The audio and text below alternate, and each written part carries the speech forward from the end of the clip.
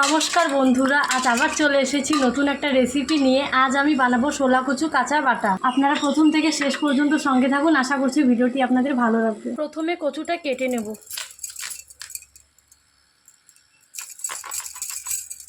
নিচের গোড়ার কচুটা নেব, তাহলে ভালো হবে।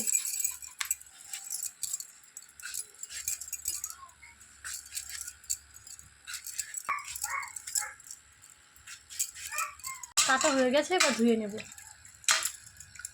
এবার কচুটা ঘষে নেব।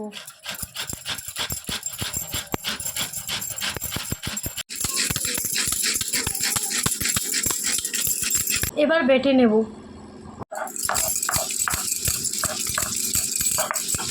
আর অল্প সরষা, একটা কাঁচা লঙ্কা, অল্প লবণ দিয়ে একসাথে বেটে নেব।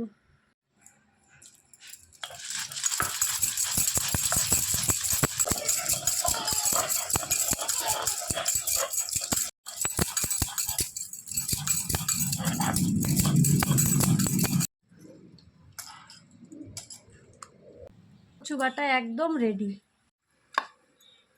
আপনারাও এভাবে বাড়িতে বানিয়ে খাবেন, আশা করছি ভালো লাগবে। আর আমার ভিডিওগুলো ভালো লেগে থাকলে লাইক, কমেন্ট, শেয়ার করে পাশে থাকবেন। ধন্যবাদ সবাইকে।